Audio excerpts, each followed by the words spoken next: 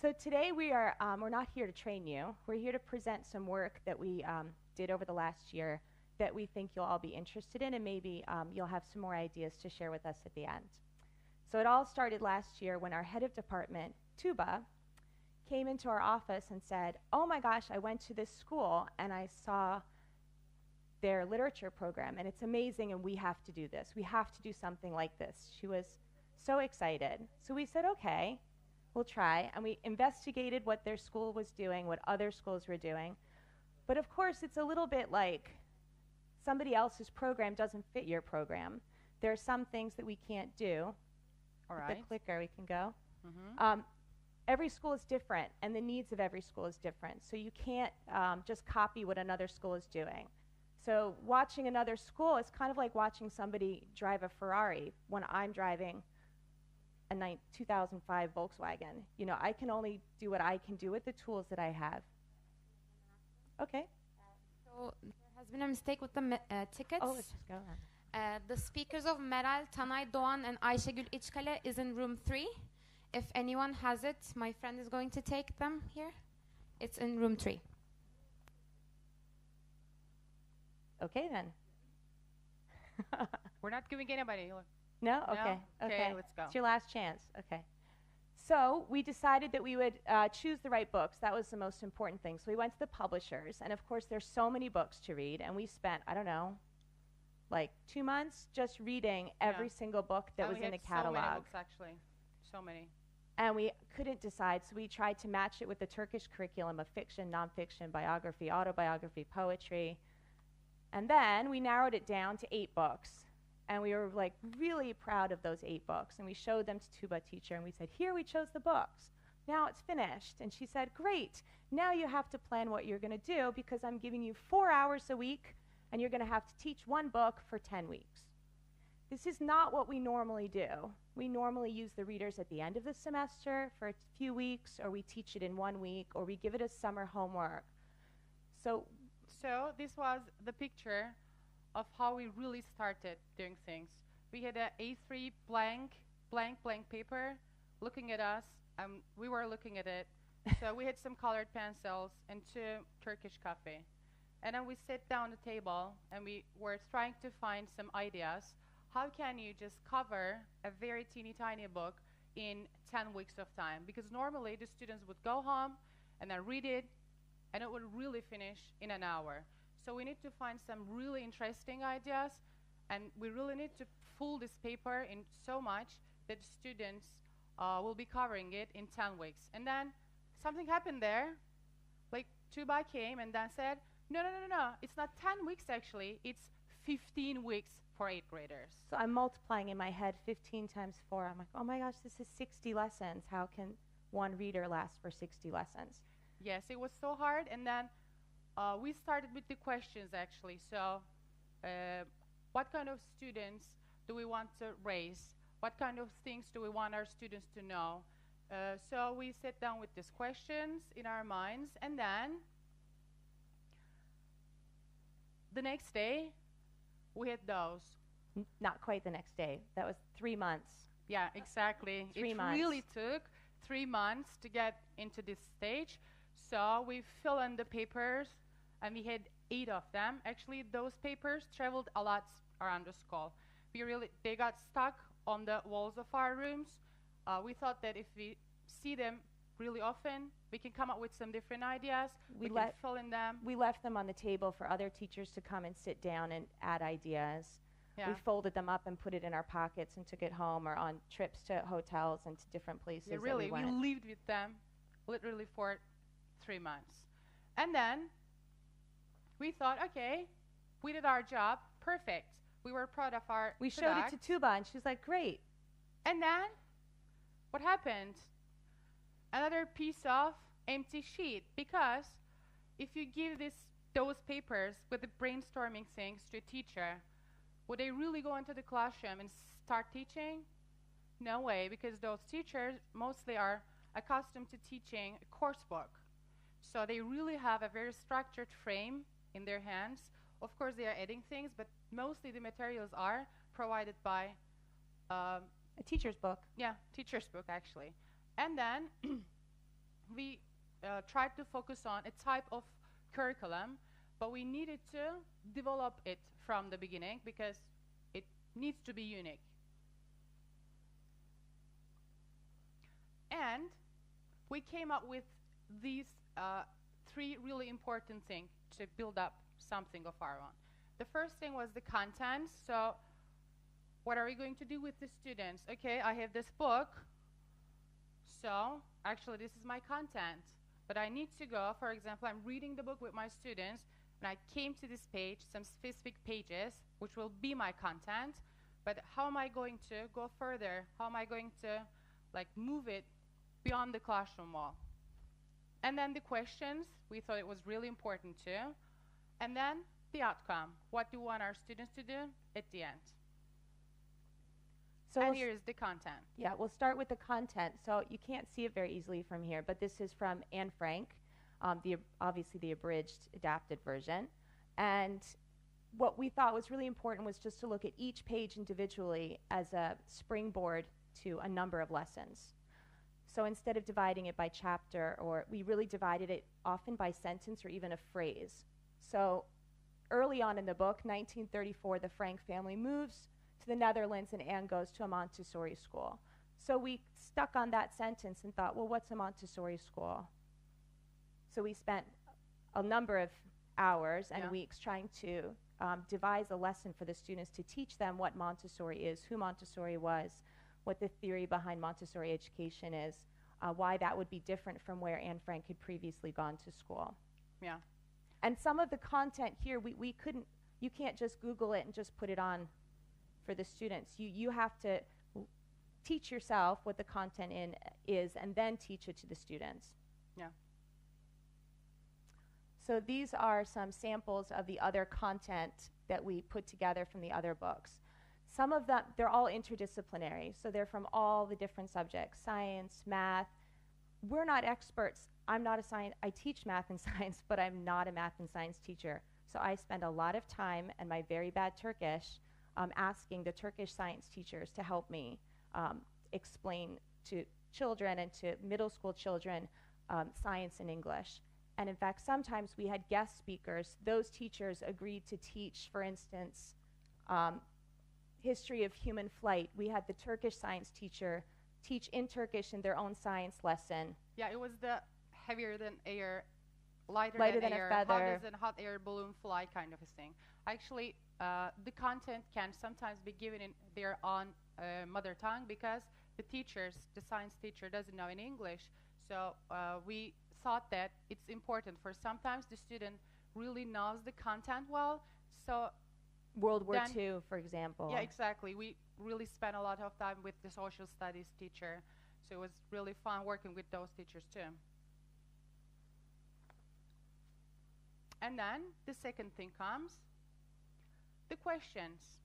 For the specific lesson, for the Montessori school, for example, we asked our students, what is Montessori education like? So it was a very simple question for them because we already gave them the content. So it was a basic comprehension question. So what is this education? What did you understand? And then it goes to how is it different from our education system? And it's getting more Higher difficult. level. And then what might be the advantages and disadvantages of it? Or what would an ideal education be like? So as you see, the questions are going higher in order. So also while preparing those questions, we kept 4 things in mind. Ask questions that are big enough to engage the students. What does this mean? So if you ask a student, how many types of butterflies on blah blah island? Okay, the student will just go there, Google it, and the answer comes in 3 seconds. So there's nothing thinking. There's no thinking in it. It's not challenging enough. It's a chore. Yeah, exactly. Just go it and find me the answer. So they really need to be big enough to challenge the students. So the questions should lead to the other questions in themselves. And the second thing is include discussion questions from comprehension to analytical, which will help students dig deeper into the content that you provided them. And the third thing is, which is really important, some students will not lead to an answer because as teachers, we automatically think that the question should have an answer, but actually no. Some questions don't have an answer. They just make the student think about themselves, about the other worlds, about everything. You just ask the question and make them think and come up with different ideas. Actually, we were seeking for the ideas, not the answers. And then let the learners ask questions, because this is a long journey of questions. Sometimes when the students start thinking, you can never stop them. They'll keep asking questions. But teacher, how's it going to happen then? But teacher, what would happen if kind of things? And then another question comes up, and then you build the lesson on this question. Never stop the questions, students, to ask questions to you. So a lot of our questions, some seem easy, but in fact they were difficult to answer. Some of them used unfamiliar grammar or grammar they had just learned, so past perfect, past present continuous, all different kinds of tenses. Maybe they had just learned it, so they weren't comfortable using it, but if they're invested in the content, if they're invested in the story or the character or the plot, they're going to find a way to answer the question, and they're going to ask you to help them to use that grammar to answer that question. It's their commitment and their investment that's important. Yeah, and some questions were really lead to some subject area like science, social study, but some others are really like philosophical questions, let's say. And some of them the students had to research or had to come back with concrete answers or even more questions that we asked them to come to. We also thought it was really important to use quotes from the original sources, because this is a literature class, and while we're using an abridged and adapted book, the original is what we really need to respect as well, because these are famous, famous writers, and their quotes are important. So we looked at all the original books and took out what we thought were the most important quotes for the children to use that they could understand. And from my experiences in the actual classroom environment, when you give them the real extracts to the students, sometimes the students are inspired to read more. When they see this actual quote, like actual language of the writer itself, some of them really went home and bought the real books and then started reading them, and they kept asking more and more questions, which was really, really nice to see as a teacher. Generally, the whole book will be too difficult for our students, but some of the quotes are easy for them to understand, and you could spend 2 or 3, 4 lessons just on one quote. Yeah. And then the outcome comes. So here is the outcome that we worked on for this specific lesson. We wanted our students to research on various alternative educational types, and imagine yourself as a teacher in a Montessori school. In groups of 4, prepare a lesson on colors, addition, subtraction, and multiplication. The students really went into the lab and then made a research on that. They found so many alternative education types, they were so excited to see all of them, but actually these kind of things also lead them question our education system too, which is, to me, good. And they were really excited to see this kind of things, what's happening outside in the world. And next year we want those students, next year's students, to actually use the lesson plans that they made and perform them in the kindergarten. Yeah, so we're revising the program all the time. So really, for example, I really liked a lesson by a student. He prepared a lesson to teach addition to a kindergarten. That was perfect. So you should have seen them, really. And the outcome was really flexible because some of the students asked different questions in every classroom, so which led the teacher to change the direction of the lesson to somewhere else. So for some specific classes, the lesson went somewhere else, as we didn't stop our students asking different questions. And also, some students were really good at arts, so they wanted to prepare a piece of art at the end of the thing. Some students were good at technology, so they preferred working on some digital thing to make their presentation or some of them really wanted to prepare a hands-on poster to make their outcome visible to the other classroom.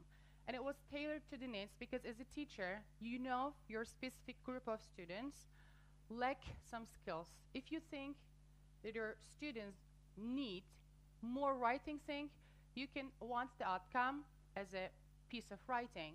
If you think that they lack presentational skills, so you may want them to present you something at the end of the thing. So it was so nice to shape students in those ways. And also the outcome. Sometimes you don't see the outcome immediately through an assessment or a test or an evaluation or a project or a homework. Sometimes the outcome will come 10 years down the line. Like we heard this morning in the speech, that sometimes you can inspire somebody and then 10 years later you find out that they chose a profession or they decided to travel somewhere because of a book they read. Yeah. And it was always beyond the classroom walls because the students started going home and asking these questions to their parents. And then they come up with different answers and they came out to the classroom back and they started asking different kinds of questions. And we listened to these kind of stories from parents as well, which was also really good for the program. Huh. And then? So she's going to open up the link to show you what our actual finished curriculum looks like, which is just one of our books.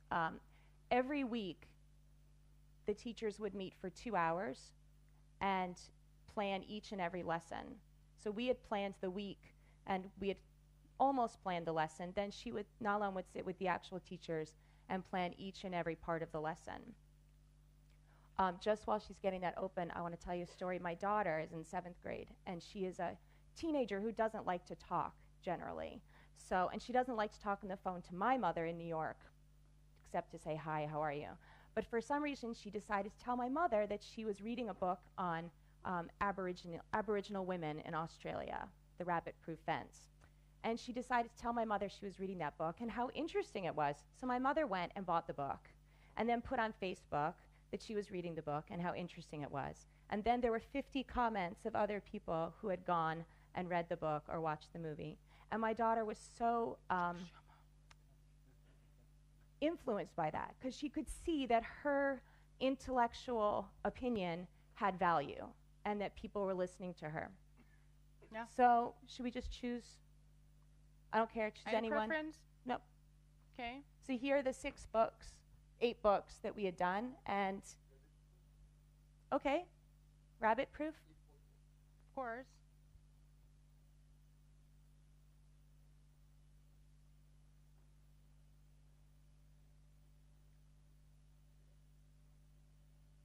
It's coming. So you just want to keep scrolling down. So here are all of the websites and research places that we had done that the teachers are required to look at for the lessons. And then each lesson is planned what page of the book they're going to read. These are links to brain pop videos or to field trips they're going to do or writing samples we want from them. Presentations. Here's a science on nutrition after 3 days of not eating because the girls walked through the desert for 3 days. And this is their teacher's book. But the teachers have ownership of it. They made it, so they can't complain about it. They're the ones responsible for it. They can change it. It's theirs. They own it. They can be proud of it. So now I think we were going to talk about the feedback that we got from the teachers. As I said before, the teachers really enjoyed teaching it. While it was harder than teaching from a regular teacher's book, they really felt like because they were part of the process, the decision-making process, they put more value in their lessons. Yeah. And what about your A-level and B-level students? Because there's a big difference in their abilities. Yeah, the A-level students are always good at finding their way out.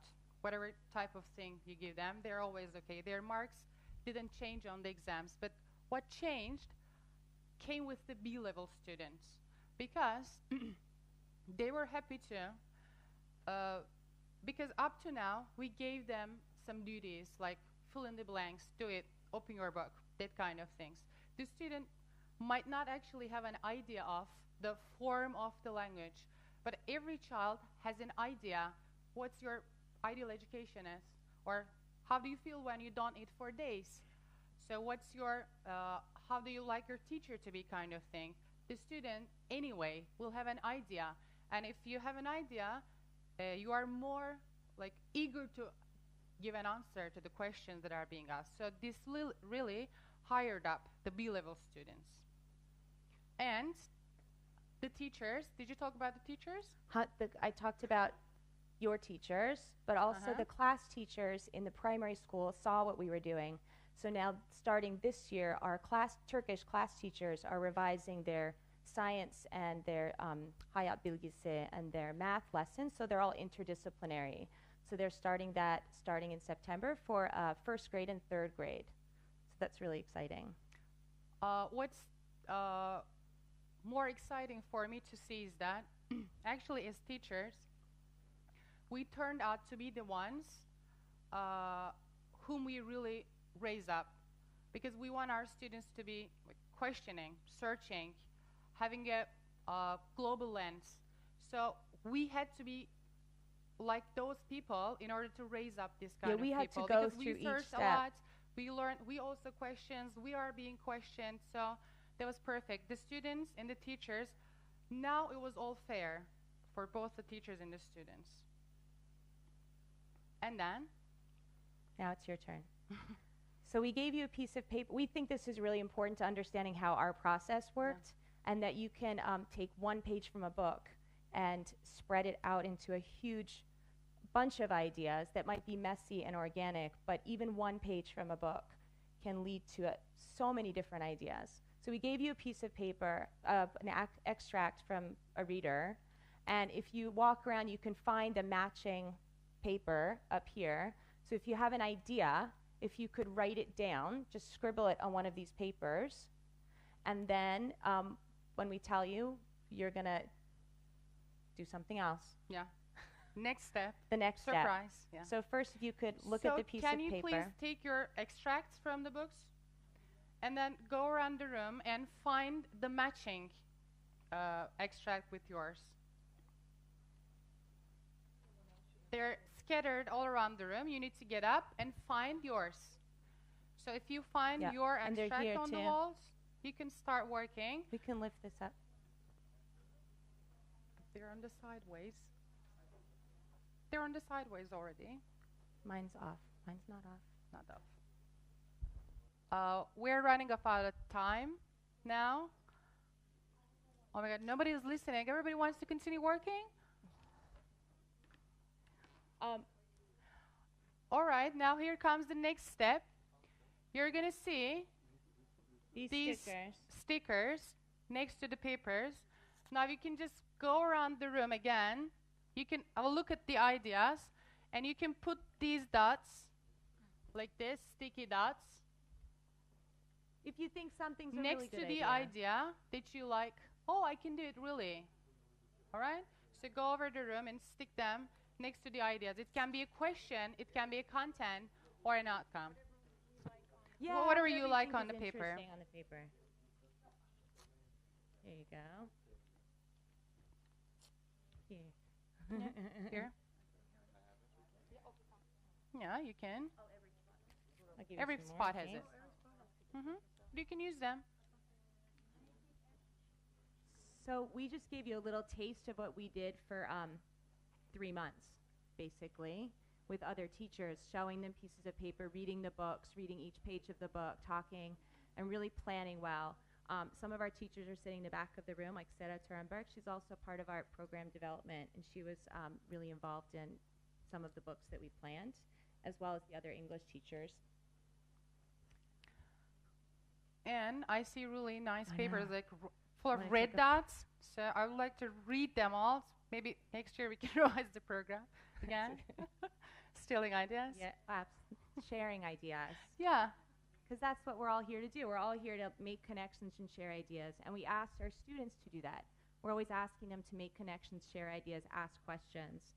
And that's what we did. And we went through all the tasks that we ask our students to do: collaborative learning, teamwork, research, presentation skills. We had to do all of that just to start teaching it to the students.